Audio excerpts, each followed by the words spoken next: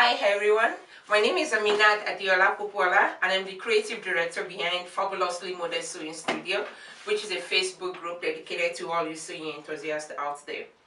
In the last segment, I showed you how to use my cycle calculator, how to lay out your fabric, and how to cut your 180-degree skirt. In this segment, I'm going to show you how to sew your skirt using some professional tips. But before we get started, in the last segment, I told you that a typical 2 yards fabric is enough for a 180-degree skirt. Yes, and that will be the case if your skirt length is about 23 inches long. If you're going to, if your skirt is going to be longer than 23 inches long, then you need more fabric. You need 2.5 meters of fabric or more, depends on the skirt, the length of your skirt. Now, in this segment, I'm going to show you how to sew your skirt. But before we get started, let's do some housekeeping.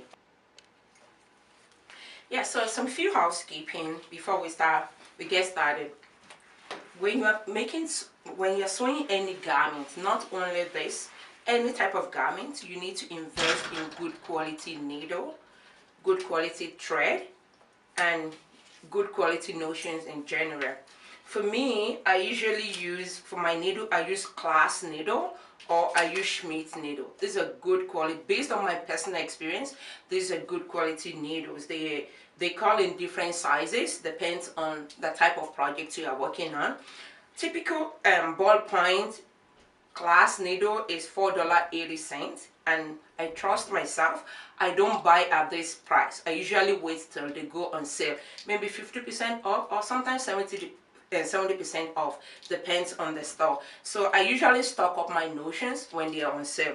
So I use Class and Schmidt for day-to-day sewing, because if you're not using good quality needle, they tend to make your sewing miserable. And I trust me, they can make needle alone can make your sewing miserable because they keep breaking or they keep taking up thread. Another good quality notion you want to invest in is thread. Thread, they come in different sizes, different size of cone.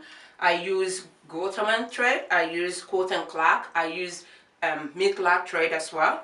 These are good quality based on my own personal experience. For my sewing machine, especially my Janome, I use Gotermann. For my brother machine, I use Coat and Clark. Those work very well on my brother machine. And typical thread, typical Gotermann thread is about, maybe depends on the cone size, because for this one, this is 100% polyester. I use 100% polyester for all my day-to-day sewing. If I want to do top stitching, I usually buy Gotermann top stitching type, or I use Coat and Clark top stitching.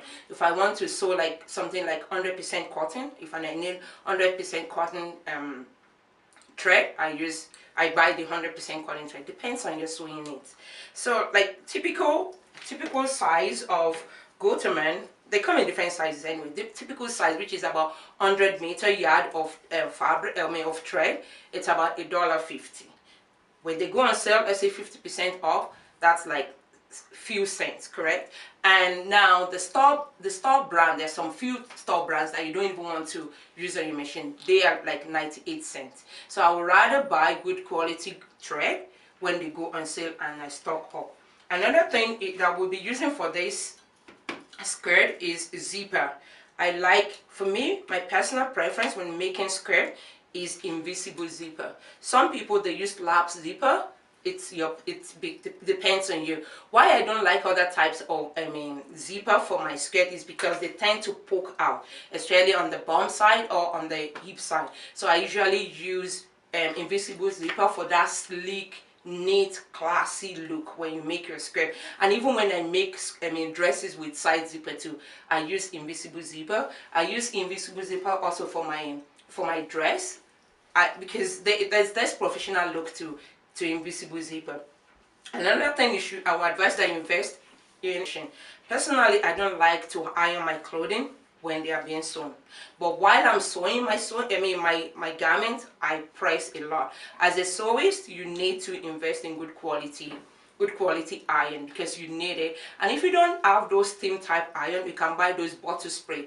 Those bottle spray that you can actually add water and you heat up your iron and you press your garment.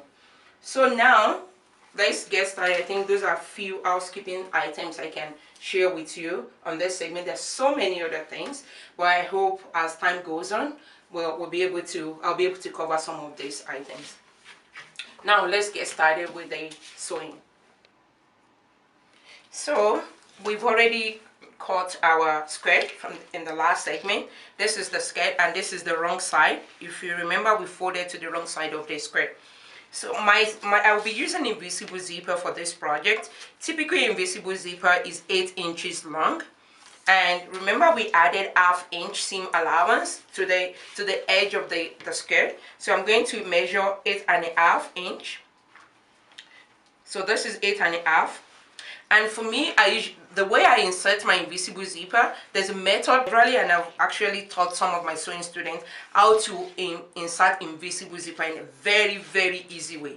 So I have 8½, then I'll add additional 1 inch. This is my method of inserting invisible zipper. I'm not sure if we'll be able to cover that in this video, but as time goes on, I hope to share how to insert invisible zipper in another segment. So I have 8½, then plus additional 1 inch. So I'm going to mark 1½ on my garment. So I have from the edge to here, I have 9½. Actually, so yeah, this is my 9½. So I'm going to sew from the bottom of my skirt to this 9½. And you can also notch that area too, in case you don't have chalk. You can just say, okay, that's your 9½. Just give it a triangular notch, and that way, just a marking on it so that you remember, okay, I need to stop sewing here. So now let's go to the sewing machine. I have already threaded my machine. I have my needle, my bobbin threaded. I have my needle. I've changed my I have my thread and I've changed my needle. So let's get started. We have 1 inch seam allowance. For my machine, my 1 inch is about here. So I'm going to place it on the edge and I start sewing. You can start from the bottom or you can start from your marking. It doesn't matter. But it's always a good idea to always start from the bottom of your skirt. So I've already turned that. My needle is ready and I'm going to start sewing from the bottom.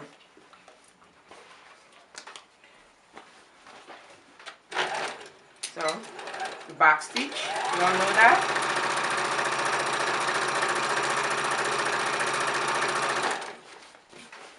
Remember, I need to stop at the notch.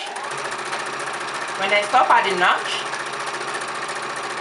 so that is the notch. I need to stop at the notch, okay, and I back stitch. The purpose of back stitching is to reinforce that thread. So now I'm done that side. I cut it and I have that. So yeah, that's being cut and that is to that. Another tip when you're sewing any circular shape, either your princess cut or your circle skirt, there's what when you cut any circle, it tends to be stretchy. So what we do is we do what we call stay stitch. You stay stitch that edge of the curvy edge, and the purpose of stay stitching is because you don't want that circle to grow out on you, because now this was a woven non-stretchy fabric, but when you cut it at an angle it becomes stretchy, as you can see in this video. So for it not to grow on me as I'm sewing, the first thing we need to do is to stay stitch. Remember, we added ½ inch seam allowance, and you always stay stitch half of that. So I'm going to stay stitch. The seam allowance that I'm going to use to stay stitch is going to be ¼ inch. So I'm going to stay stitch all around the edge of this curve. And like I said, the purpose is to actually not to let the fabric stretch on me. So I'm going to stay stitch using ¼ inch seam allowance. This is the 1/4 inch seam allowance on my sewing machine, and I'm just going to place it there. It's going to be a stay stitching. Stay stitching will stay permanently in the skirt. It doesn't come out. So those are the tricks that you use when you're sewing any curvy garment. You stay stitch first so that it does not grow on you. And when you're sewing, you don't pull, because the more you pull, the more stretchy it becomes. So you don't pull, you just stay stitch, and that's it. And you see, I'm just stay stitching all around the edge using 1/4 inch seam allowance. Uh-oh, boo-boo. I should have taken this out, but see how I can go past it.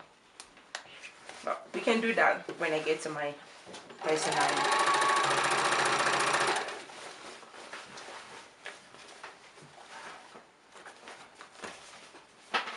You shouldn't do at home. You should always remove that first. You remove the paper from your fabric first, especially all those native fabric, the Ankara and some other fabric. They have this paper attached to them.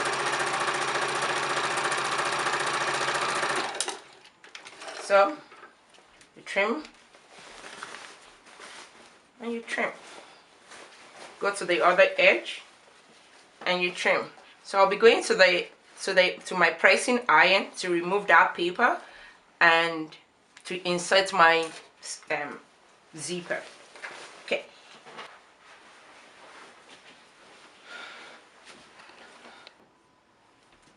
So remember this boo-boo we had? We have this paper on the right side. So I'm going to take out this paper, you press on the wrong side of that paper. So I just turn on my iron. I want it to heat up a little bit. Then you press on that side so that I can remove that paper. So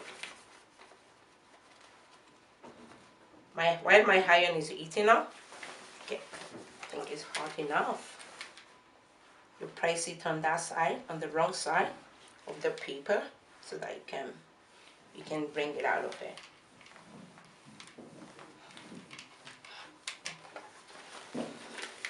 Then you come to the right side and you just pull it off. As easy as that. Usually you don't want to sew on it. I think I forgot to remove it. Some native fabric they use, like, I don't know if it's super glue that they use, I don't even know. So, and press it out again.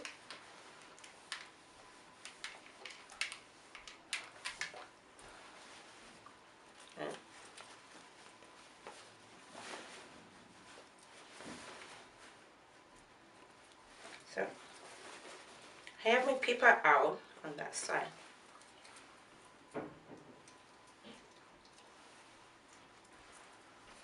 So now I have my skirt. I think I have the paper on this side too. I think I should always take that out.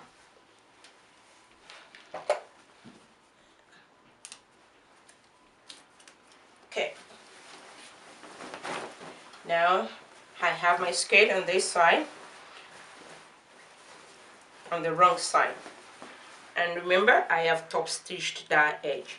So what I'm going to do now is I'm going to insert my invisible zipper in this opening. So I'll be going to my sewing machine now and insert my invisible zipper. Now I've changed my folder to, I removed the regular folder to zipper foot. So I'm going to now insert my invisible zipper to the opening. So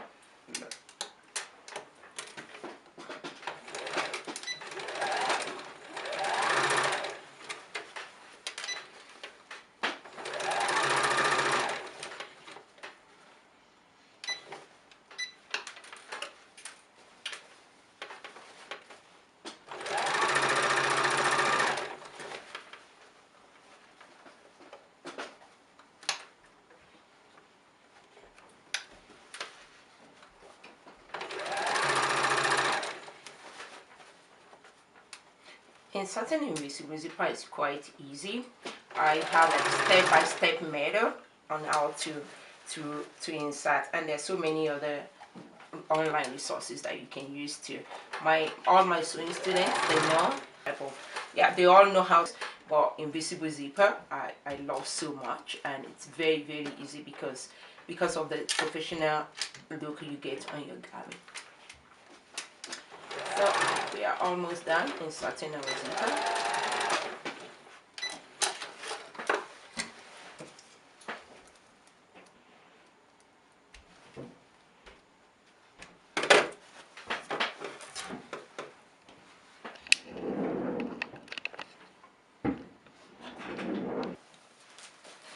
So we've actually attached the zipper to the skirt, and this is what I have. It's an invisible zipper. You can say it's nearly invisible. You just can't see it, but it's there. This is the opening of the zipper. So the zipper, the invisible zipper, has been attached. And I have also cut the lining for the skirt using the same method I shared with you in series 1, and I've already folded the zipper opening out. Remember the zipper opening we did in the main skirt? So I had the same zipper opening, and I have ironed out. Remember we had like 1 inch seam allowance. So now I need to give the skirt a good press. As a sewist, like I said, always invest in good quality iron, and if you don't have steam iron, you can buy the spray bottle. So I'm going to now iron my skirt the same allowance up. So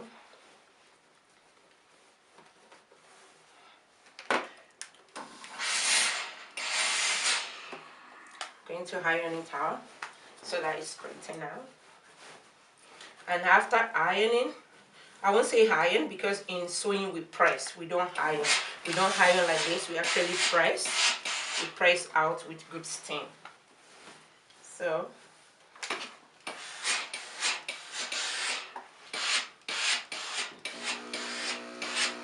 I have pressed that open.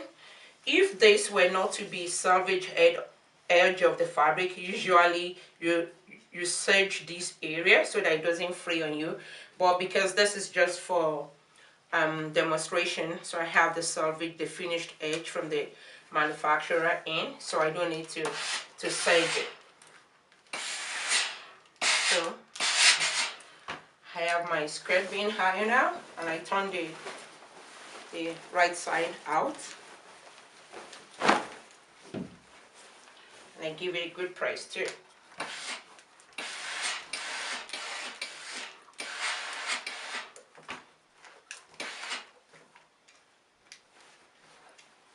So if you look very well, you can barely see the invisible zipper. It's attached. Now the next step is I'm going to join my lining, the lining for the skirt. When you're making any bias skirt or circle skirt, always cut the lining the same way. And the reason being that the skirt is cut on like at an angle, and if you use straight lining, it would not attach. They will attach, but they will be fighting. Like sometimes you see people when they wear skirt, you see them moving the skirt up and down. It's because the skirt is being cut on bias and the lining is cut on grain. That means the lining is cut straight. So there's this fight of fabric. So when you cut your circle skirt, always cut the lining too as a circle skirt. That way they match each other. So what I'm going to do now, I'm going to attach my lining to my skirt. When you want to align your lining to your skirt, always do right side together. This is the right side of my skirt, and this is the right side of my lining. So right side together. So that means I need to turn my lining this way to the wrong side, so that the right side of my lining and the right side of my fabric of my skirt can be together. So that's what I'm gonna do now. I'm joining right sides together.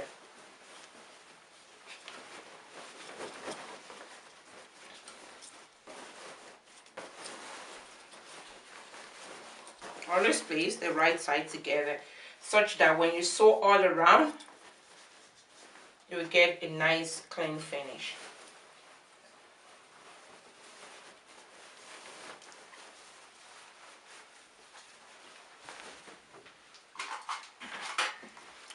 So I have my right sides together. Then you need to, I've already opened the zipper. So I'm going to attach from one edge of my lining to another edge of my skirt. Remember the lining too, I did a stay stitch so that it doesn't grow on me. So now with right sides together, then you pin. You pin all around.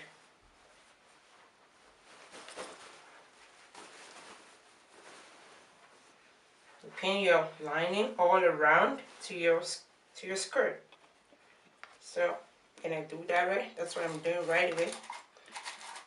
Then once you're done joining this, we go to the sewing machine and we sew all around. That way my lining will be joined to my skirt.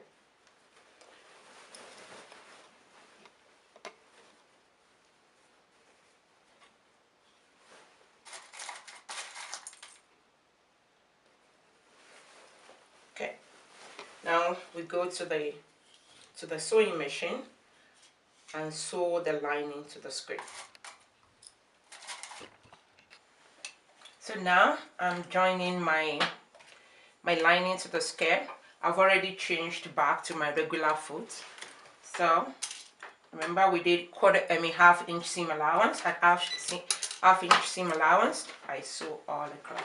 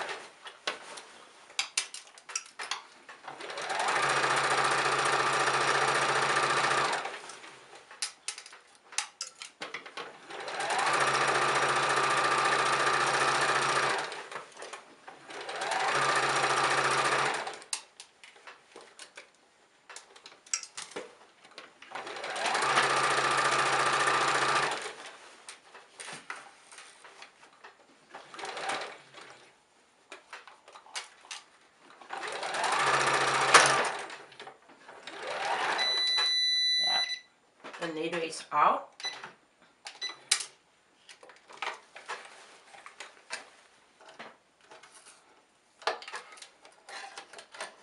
Now we've attached the lining to the skirt.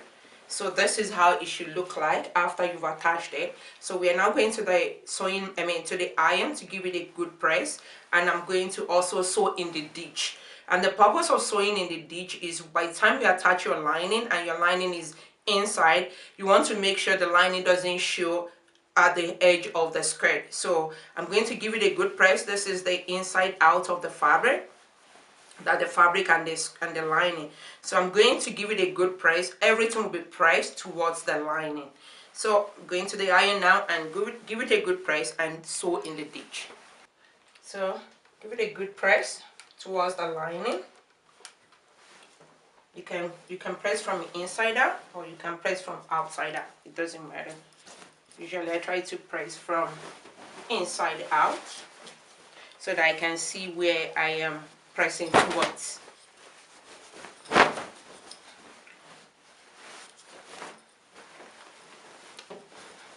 So this is the inside out.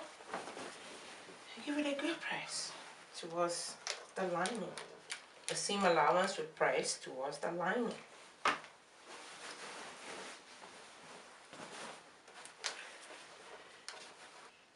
Now I have sewn in the ditch. Now I just need to give it a good press. Now this is how it will look from inside. It's sewing in the ditch so that the lining will not be showing on the right side. So this is when I'm sewing anything curvy, I try to use this ham. They call it tailor's ham. So I'm going to use it. I press all around the edge.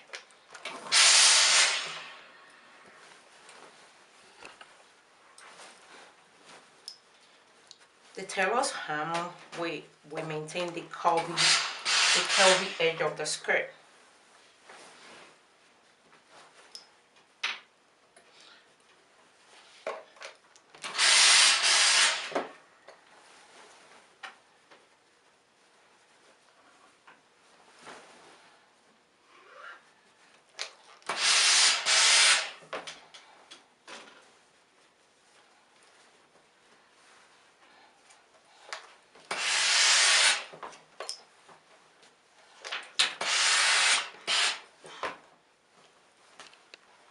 Now I have pressed neatly. So this is the outside of my fabric, and this is the lining. So this is how it's going to look after you have given it a good press. So what I'm going to do now, I'm just going to join the seam allowance of the lining to the seam allowance of the skirt, and by the time I finish sewing, this is how it's going to look like. Then this is, and you can zip it up to see how your skirt is going to look like. This is exactly how it's going to look like from outside. And if you like, you can attach hook and eye, just additional reinforcement, just if you wish, but most times I don't do that. So you can attach hook and eye there. So I'm going to go to my sewing machine, and I'm going to join the seam allowance together, and my skirt is almost done. So another thing you should know about sewing any bias skirt, or circle skirt, or any bias skirt, it's always good to hang overnight before you hem. And the purpose of that is because we want the gravity to actually fall in. I know you must have seen some ready-to-wear skirt, especially those with bum, where you see the back of your skirt is a bit jumpy, so because of extra load in the back. So that's why when you're doing bias, let it hang overnight so that everything can fall in place. So some ready to wear, like I was saying, you see the back is jumpy and the front is longer than the back, and that is one of the reasons why you get that in especially circle skirt or bias skirt.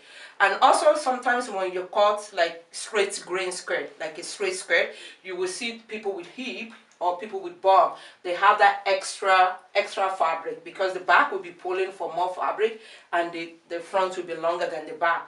There's what we call wedge that you attach when you are drafting your pattern, so that you take into consideration the hip and the bum. So but with this one, you just need to hang overnight and hem your skirt. Remember, we already added 1 inch seam allowance. So I'm just going to go to my sewing machine, complete this skirt, and we're done. So after all said and done, this is the inside of my skirt. Can you see how neatly the inside is? It's as neat as the outside, and I have attached the lining, everything. This is the front of the skirt with the lining, and this is the back with the zipper neatly attached. On the inside too, it's neatly done. The only thing I'm left with is to hem. So this is the back of my skirt, and this is the front of my skirt. I hope you've enjoyed this sewing with me segment. Another thing I want to recap, I used a 180-degree calculator to make the flounce for this my lovely dress. So I lined the inside with the same fabric, and I used Ankara fabric for the outside.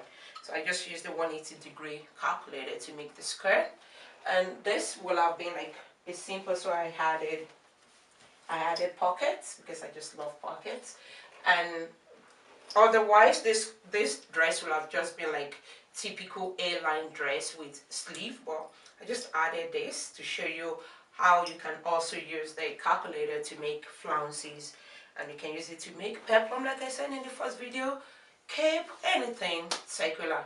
I hope you've enjoyed this segment. I look forward to doing more videos and share them with you.